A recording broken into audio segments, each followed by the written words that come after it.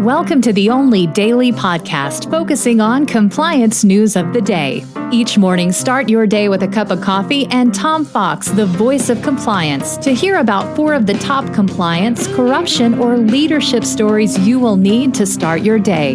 The Daily Compliance News is a production of the Compliance Podcast Network. First, a word from this month's sponsor, Ethico.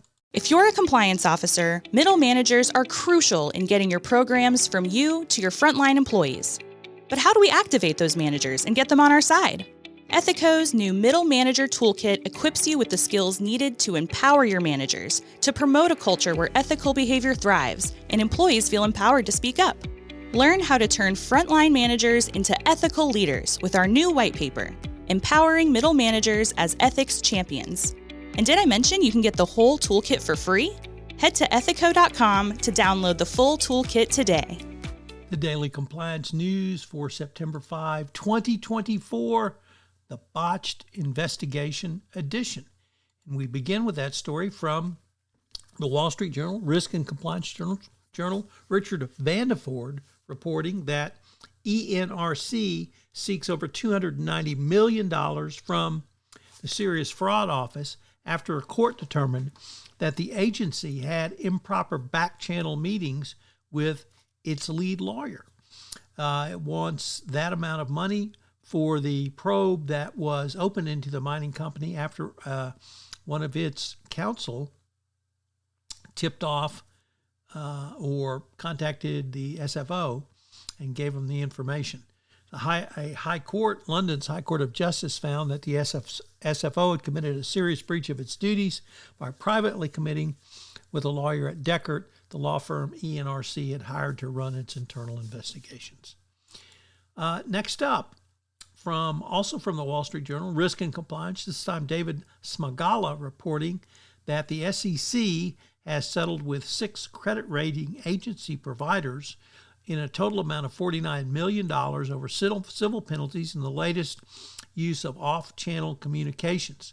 This includes Moody's Investor Services, S&P, Global Ratings, Fitch, AM Best, and a few others. So off-channel communication continues to be a very big problem in the business world.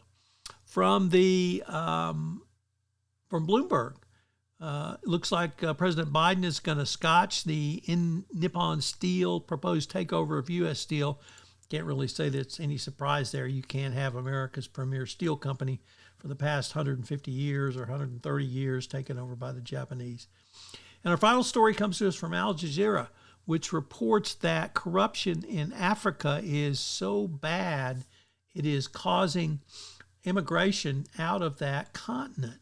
Obviously, corruption is shown to have led to both crime and tourism, but now it's reported 60% of young Africans want to leave their countries because their governments are not reining in corruption. The poll was by a South African foundation, and 83% said that they were concerned with corruption in their home countries, and 62% said that they did not believe the government was doing enough to rein corruption in or combat it. So corruption continues to be a major source of international disruption going forward.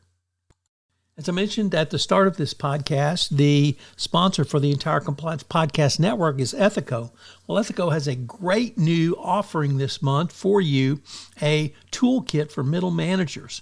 This is something that you, as the compliance professional, can use to move your compliance program forward by giving middle managers the skills necessary to answer a call for speak up or when someone comes in their office and raises a concern.